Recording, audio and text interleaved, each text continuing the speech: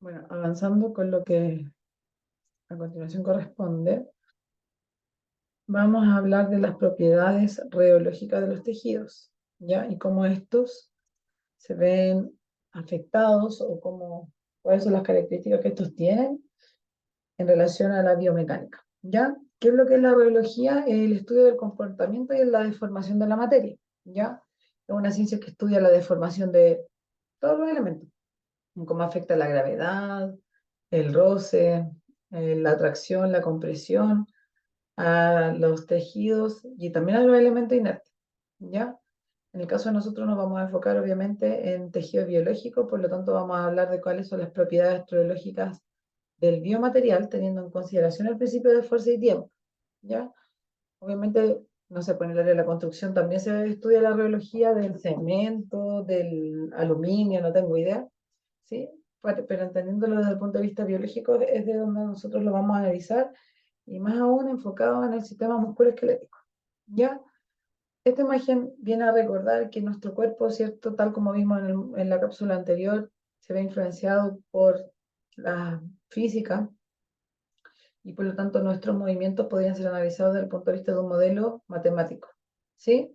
Pero también existen estructuras biológicas que forman los tejidos, por lo tanto no podemos dejar de lado esa otra parte también cuando vamos a hablar del comportamiento tisular, ¿ya?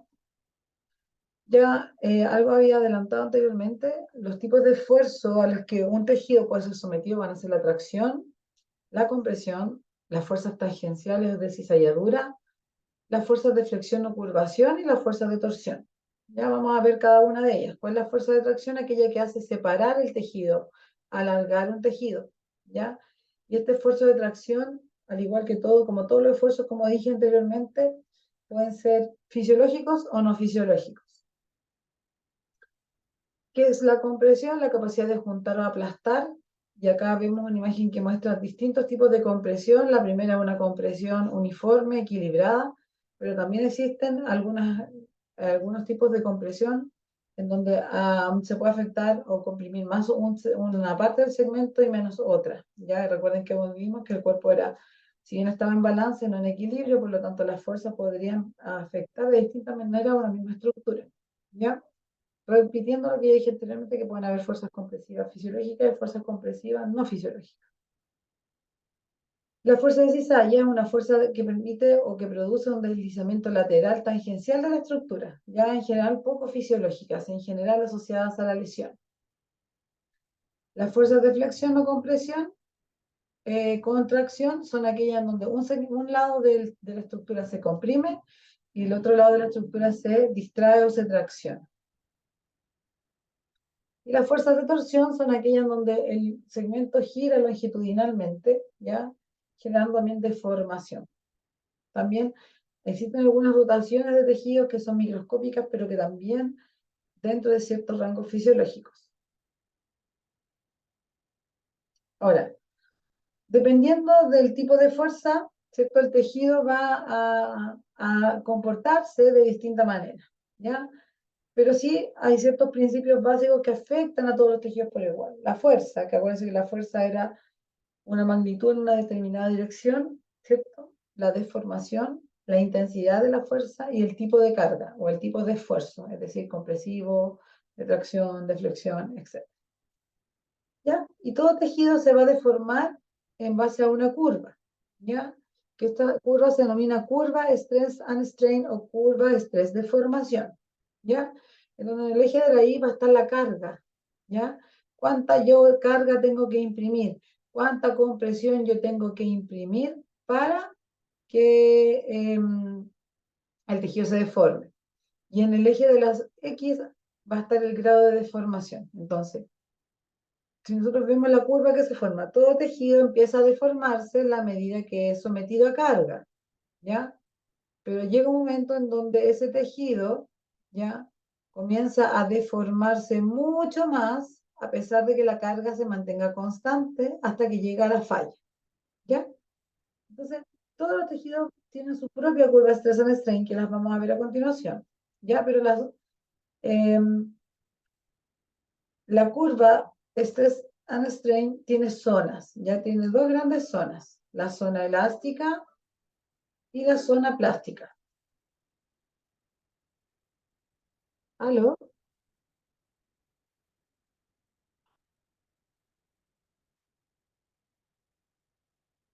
Como estaba diciendo, tiene una zona elástica y una zona plástica. La zona elástica es aquella en donde el tejido se deforma, pero es capaz de volver a su origen una vez que el estímulo cesa. Y está la región plástica en donde el tejido se deforma irreversiblemente. El límite entre la zona elástica y la zona plástica se denomina límite elástico. Y existe un área final, que es el límite plástico, que está antes de la ruptura, antes de la falla del tejido. ¿Ya? En general, van a haber tejidos que van a tener un comportamiento rígido, ¿ya? Que son aquellos que tienen poca deformación, ¿ya? Van a haber otros tejidos que tienen un componente frágil que se rompen a pequeñas deformaciones. Hay tejidos que tienen un comportamiento plástico, es decir, que se deforman rápido y fácilmente. Y hay tejidos que se convierten de manera dúctil, en donde su límite plástico está alejado, ¿ya? Entonces, algunos ejemplos, podemos tener un tejido que sea rígido y frágil. Podemos tener otro tejido que sea dúctil y rígido, o otro tejido que sea dúctil o no rígido. Vamos a ver después cómo es el músculo, cómo es el ligamento, cómo es el tendón respecto a esto. Vamos a ver algunas propiedades histomecánicas. Primero, recordar que el cuerpo está compuesto por tejido conectivo, ya que el tejido conectivo es el que da origen a las células óseas, a las células musculares, a las células de los cartílagos, ¿sí? A las células sanguíneas también y del tejido adiposo. El tejido conectivo en general va a estar compuesto por una serie de elementos, el más importante el agua, pero también está compuesto por otros elementos como son los glicominoglicanos, los proteoglicanos, proteínas de adhesión, fibras colágenas y reticulares. Esto es importante porque la diferencia del hueso con el ligamento, con el músculo, va a depender en la proporción que estos elementos están en cada uno de ellos. Ya vamos a hablar entonces del cartílago. El cartílago articular, ¿cierto?, forma parte ya del sistema musculoesquelético, en donde junto con las articulaciones, ¿cierto? Van a dar el cierre de forma que hablamos anteriormente para desarrollar una determinada actividad. Ya recordar que las articulaciones son estructuras, ¿cierto?, que de unión entre un hueso y otro, y que se va a ir tensando o se va a ir relajando una u otra zona dentro de la articulación dependiendo del movimiento.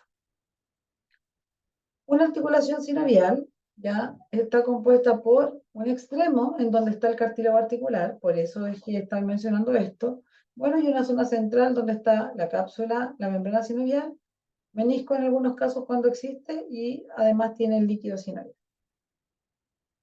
Las articulaciones tienen distintas funciones. Primero dan movilidad, ¿cierto? Que pueden ser hiper o hipomóviles. Permiten la contracción muscular, ya que gracias a que ellas tomen cierta posición, ciertos músculos se pueden contraer.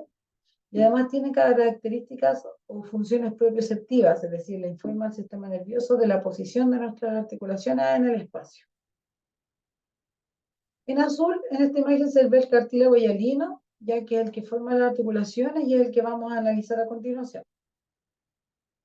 Este cartílago tiene ciertas características histológicas, como que es avascular, aneural y alinfático. Entonces, no duele, pero tampoco se regenera. Tienen como propiedades ser el sostén corporal, resistir a la tracción y la compresión, obviamente dentro del límite fisiológico, y un tejido flexible pero firme. Entonces es un tejido dúctil pero rígido, ¿se fijan? Y tiene un componente celular que lo vamos a ver a continuación, y tiene una membrana exoplasmática que también tiene ciertos componentes. Esta imagen es más que nada para mostrarles cómo se desarrolla el cartílago articular en el transcurso de la vida. Ya estamos hablando del cartílago hialino, en donde en la articulación sinovial primero aparece un núcleo de osificación, ¿cierto? A nivel del hueso, en el extremo más distal, que va permitiendo la mitosis y el crecimiento de estos tejidos. Si nosotros vemos la matriz del cartílago, si nosotros cortamos un pedazo de cartílago y lo analizamos en el microscopio, vamos a ver que tiene 4 capas. ¿Ya? Una capa 1, que es el 10%, ¿ya? Que es la capa en donde tiene la matriz sólida principalmente de colágeno, tejido intersticial. Una capa 2 en forma de arcos, que es donde está mayor concentrado el colágeno, que es la zona encargada de la amortiguación, ¿ya? Y una zona 3 y 4 que son más pequeñas, que se encargan de la transición hacia el hueso. La unidad básica del cartílago es el condrón, que es esta célula que está rodeada de fibras, ¿ya? Y cada una de estas fibras a vez se pueden dividir en proteoglicanos y células como agreganes, fibras de colágeno y otros que van a dar y van a confluenciar y le van a dar la resistencia a esta célula, ¿ya? El cartílago tiene un modelo bifásico, ya tiene una zona sólida, pero también tiene una zona fluida, ya tiene una gran cantidad de líquido que durante el día con el movimiento se va perdiendo y que en la noche mientras dormimos volvemos a recuperar. Esa característica es la que le permite al cartílago tener estas propiedades de exudación que van a permitirle en el tiempo mantenerse firme en la zona que tiene que estar, siempre obviamente en términos fisiológicos. ¿Cómo es el comportamiento del colágeno dentro del tendón? Perdón, dentro del cartílago. Tiene un comportamiento más bien anisotrópico. ¿Qué quiere decir esto? Que dependiendo de la fuerza a la que se ha sometido, va a comportarse distinto. Por ejemplo, ante fuerzas tensiles, o sea, tracciones, el cartílago, el colágeno se va a deformar bastante, pero para fuerzas compresivas tiene poca deformación, lo que es importante porque el cartílago es principalmente sometido a fuerza compresiva. ¿Ya? Si nosotros analizamos una molécula, ¿cierto?, de cartílago, ¿sí? Vamos a ver que tiene iones celulares, ¿cierto?, internos negativos y externos rodeados de agua positivos. Por lo tanto, van a aplicar para el comportamiento anisotrópico del cartílago todas las propiedades de la presión oncótica y presión hidrostática. Es decir, puede cambiar la polarización dependiendo de la cantidad de agua que haya. Entonces, ¿cómo funciona el cartílago? Se le hace una fuerza compresiva, se aplana la primera capa, la capa 2 recibe la presión y la capa 3 y 4 exudan el líquido. Dejan de generarse la presión y vuelve a entrar el líquido, presión hidrostática. Así funciona la lubricación del cartílago. ¿Qué características tiene el cartílago frente a los tipos de fuerza? Bueno, acá podemos ver la curva de estrés en strain del cartílago. Si ustedes se fijan, se deforma al tiro. O sea, no se deforma al tiro a la deformación, pero es proporcional una vez que pasa el tiempo. Es decir, a mayor compresión, a mayor distracción, mayor deformación. A mayor compresión, mayor deformación. Es un tejido que absorbe la compresión, como expliqué anteriormente, que es dependiente de la tensión y que es muy resiliente, ¿ya? Fíjense lo que va pasando con las fibras de colágeno a la medida que vamos comprimiendo o traccionando un cartílago. Acá vemos qué ocurre con la compresión. Las fibras se deforman para permitir el desplazamiento lateral de las moléculas para la exudación. La tensión no se sabe muy bien qué pasa, solo se sabe que se tensan las estructuras, pero no se sabe si hay exudación o no. Y en la fuerza de cizalla se separan las fibras colágenas, lo que genera vacío e inestabilidad articular. En general, es cuando las articulaciones son sometidas a fuerza de cizalla donde falla. Entonces, el cartílago va a tener un componente celular que son los condrocitos, que son los encargados de manufacturar, secretar y organizar los componentes mecánicos. Y un componente extracelular en donde tenemos una estructura sólida y una fluida. La sólida compuesta por colágeno tipo 2, proteoglicanos que entregan la rigidez y la fuerza, que dan la estructura del cartílago. Y la fase fluida que se preocupa de mantener el movimiento gracias a la presión hidrostática y la exudación, por lo tanto son la estructura del componente fluido del cartílago. Lo que estos dos componentes, el estructural y el fluido, al interactuar, permiten que el cartílago entonces sea anisotrópico, viscoelástico y que tenga la capacidad de soportar cargas compresivas. Vamos a ver ahora qué pasa con el hueso. El tejido óseo, ¿cierto?, es el tejido encargado del sostén corporal y de la homeostasis de calcio, es decir, el tejido óseo no solo tiene una función física, también tiene funciones endocrinas, ¿ya? Está compuesto por dos tipos de tejido, el tejido esponjoso, que es el central, formado por trabéculas que tienen la capacidad de soportar fuerza, y el tejido compacto o el externo, que es el que le da la rigidez al tejido óseo. En su matriz está compuesto por colágeno tipo 1, ya el colágeno tipo 1 es mucho más rígido, y por calcio. Y como células, tiene varios tipos de células: los osteoblastos, que vienen de los osteocitos, los osteoclastos, las células de recubrimiento óseo, y la osteoprogenitora. Recuerden ustedes que el hueso además tiene una médula ósea, que tiene células indiferenciadas que se utilizan habitualmente para algunos tratamientos, pero también fisiológicamente son aquellas células que se transforman durante la vida diaria para permitir, en el fondo, la reproducción celular. Tiene otros elementos, aparte del colágeno tipo 1, como condroitín y ácido hialurónico, osteocalcina, osteonectina y osteoporina, ¿ya? Y tiene hidroxiapatita, magnesio, sodio, ¿ya? Carbonatos y citratos que van a recuperar la estructura, le dan esta forma, este soporte rígido.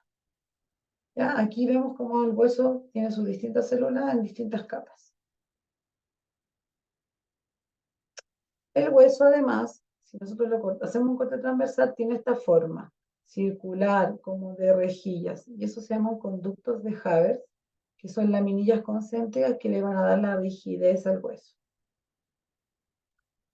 ¿Ya? En el caso del hueso esponjoso no tiene esta forma circular de anillo, sino que tiene una forma como más bien esponjosa, como lo dice, y es el tejido encargado de la amortiguación. Entonces, tenemos las laminillas concéntricas que forman los conductos de Haber en el hueso cortical, y tenemos el hueso esponjoso en el centro, que tiene este sistema neumático de soportación de carga. ¿Cómo es la curva de Streisand del hueso? ¿Se acuerdan cómo era la del cartílago? Era así, era como subo, subo, subo, subo, subo, subo, subo, subo. Ya, en la del hueso se comporta distinto. El hueso cortical es un hueso rígido, ¿sí? Poco dúctil. En cambio, el hueso clavicular es muy dúctil y flexible. ¿Se acuerdan cuando vimos el gráfico hace unos segundos atrás? Por lo tanto, el hueso va a tener componentes vasculares que dan energía, ¿cierto? Y entrega como componentes endocrinos, factores metabólicos como mecanismos de regulación de la reabsorción ósea y mecanismos mecánicos de la remodelación. Y el hueso tiene funciones que son metabólicas, entonces mecánicas, y está formado por estructuras celulares como osteoblastos, osteoclastos y ostocitos. Y tiene una matriz extracelular que tiene un componente orgánico, ya que son el colágeno tipo 1, el agua, y el inorgánico, que es la hidroxiapatita. ¿Ya? Yo les voy a dejar algunas actividades porque tienen que realizar, así que ahí van a poder profundizar en la materia. ¿Ya? En cuanto a qué pasa con el ligamento y el tendón. El ligamento y el tendón, al igual que la cápsula, tiene funciones de proteger la articulación. Los ligamentos regulan el rango articular y los tendones transmiten la fuerza de los músculos. El tendón se ubica, ¿cierto?, en la unión del músculo con el hueso, es de alta consistencia, no es contráctil, lleva una especie de resorte. En cambio, el ligamento une y estabiliza las articulaciones, son los limitadores estáticos e interconecta huesos entre sí. ¿Por qué los vamos a ver juntos? ¿Ya? Porque en general el tendón y el ligamento tienen la misma estructura biomecánica, ¿ya? La única diferencia radica en la cantidad de colágeno que va a tener uno u otro. Fíjense, la unidad básica del fibroblasto, tanto el ligamento como el tendón tienen un 20% de fibroblasto en su estructura. Tienen un 60-80% de agua ambos. Tienen un componente sólido de 20-40%, pero miren la diferencia. El ligamento tiene un 90% de colágeno tipo 1, ¿sí? Sin embargo, el tendón tiene casi un 99% de colágeno tipo 1, es más rígido. Y en el tipo 3, que es el más flexible, el ligamento, perdón, tiene 10% y el tendón tiene un 1-5%. ¿Se fijan entonces? La única diferencia estructural entre ligamento y tendón es la cantidad de colágeno que tienen de uno u otro tipo. El resto de los elementos celulares y extracelulares es el mismo, pero esa cantidad de colágeno es el que determina la función diferenciada que acabamos de mencionar. ¿Ya? En general, el colágeno del ligamento, ¿cierto? Y el tendón dijimos que era el tipo 1, pero uno tenía más que menos, entonces, que está formado por puentes de hidrógeno, ya que son fibras que se van a entrelazar en el caso del ligamento y fibras que van a estar paralelas en el caso del tendón. Esa es la principal diferencia. Entonces, el ligamento tiene menos colágeno tipo 1, que es el tendón, pero además el tendón los tiene ubicados ordenaditos y el ligamento los tiene entrelazados. Por eso el tendón puede transmitir fuerza porque es unidireccional el vector de su colágeno. El ligamento va a resistir en distintas direcciones, ¿cierto? ¿Cómo le va a afectar una fuerza? En cuanto a las sustancias fundamentales, es escasa, ¿ya? Y tiene una relación 2:1 entre el tendón y el ligamento. O sea, el tendón tiene el doble de sustancia fundamental de lo que tiene el ligamento. ¿Y qué elementos forman esta sustancia fundamental? Proteoglicanos, glucoproteínas, proteínas plasmáticas, ácido hialurónico y agua que forman una especie de cemento para las células fibroblastas. La vascularización es limitada. En el caso del tendón, solamente el perimecio y la inserción del periósteo tiene irrigación, por lo tanto, esa es la zona que se podría reparar. Y los ligamentos, en cambio, tienen una hipovascularidad uniforme. Ya el tendón en la zona central no tiene vascularización. El ligamento tiene, pero pobre en todos sus segmentos. ¿Y cómo es la curva Speson-Strain? La del ligamento está desplazada hacia la derecha respecto a los tendones. O sea, el tendón se parece bastante a la del cartílago. La única diferencia es que acá es más resiliente, se rompe menos. La del ligamento va a estar un poco más acá, es decir, es un poco más dúctil, es un poco más flexible, pero se deforma más también. ¿Ya? Entonces acá vemos algunas comparaciones, por ejemplo, entre tendón y ligamento. El ligamento está más hacia la derecha y el hueso con el ligamento. Miren cómo es el hueso, miren cómo es el ligamento, para que entendamos cómo algo tan simple, el tipo de célula y la cantidad de colágeno hace que el comportamiento mecánico de un tejido sea distinto. Se ve afectado por la velocidad y por la temperatura, ¿ya? A mayor temperatura, un tendón se va a elongar más. A mayor velocidad, un tendón se va a elongar menos. Se puede romper más rápido. Ojo ahí con las elongaciones. Y el tejido muscular, ¿ya? Respecto al tejido muscular, tenemos que recordar la organización de la estructura muscular, ¿ya? Un músculo está formado, ¿cierto?, por sarcómeras, que a su vez están formadas por fibras de actina y miosina que se van a unir entre sí. La unión de las fibras de actina y miosina forma miofibrillas, y muchas miofibrillas forman una fibra muscular que a su vez forma un fascículo y un músculo, ¿ya?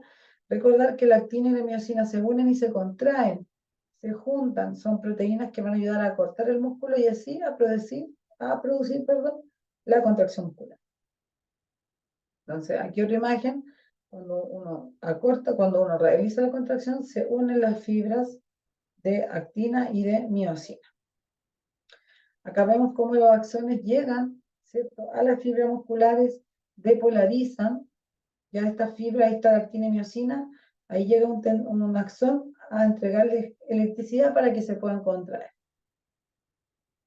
Ahora, respecto a la arquitectura del músculo, tenemos que entender que el músculo va a tener forma. Y vamos a tener, como vimos en la clase de anatomía, músculos que van a tener fibras paralelas, músculos que van a tener sus fibras de manera penadas, ¿ya? Y que dependiendo del ángulo con el que esté la articulación, va a depender de cuáles son las fibras que van a activarse, ¿ya? Vamos a tener que músculos que tienen esta forma sinusoidal, músculos fusiformes, músculos unipenados, bipenados y multipenados. Recuerden ustedes la imagen que vimos en la clase anterior, donde veíamos cómo estaba compuesto por miles de flechitas cada uno de los músculos. Ahora, un músculo también tiene eficacia mecánica y eficacia fisiológica. ¿Cuál es esta? Aquella zona del músculo donde se concentra la mayor cantidad de fibras musculares, es donde el músculo tiene su mayor eficacia fisiológica, es donde es mejor el metabolismo del músculo. Pero la eficacia mecánica de un músculo no necesariamente ocurre en la zona que tiene la mayor concentración, sino que ocurre en aquella zona en donde el tendón llega perfectamente en 90 grados ya a una articulación. Cuando una articulación, el tendón de un músculo está en 90 grados es cuando tiene la mayor potencia, ¿sí? Por ejemplo, la mayor potencia del bíceps es a los 70 grados de flexión. Ahí es donde el tendón del bíceps está en 90 grados de la tuberosidad del radio. Y es donde más potencia el músculo tiene. Aplica los conceptos de sumatoria de fuerzas. que vimos, fuerzas resultantes, ¿ya? Y va a tener elementos que van a contribuir a esa fuerza en serie, como son la fascia, y elementos en paralelo, perdón, como son la fascia, y elementos en serie, como son el tendón, que van a contribuir aún más a esa sumatoria de fuerza. ¿Cómo es la curva estresa? Esta es la relación fuerza-tensión de la sarcómera. A mayor fuerza se contrae la sarcómera, a menor fuerza baja la fuerza.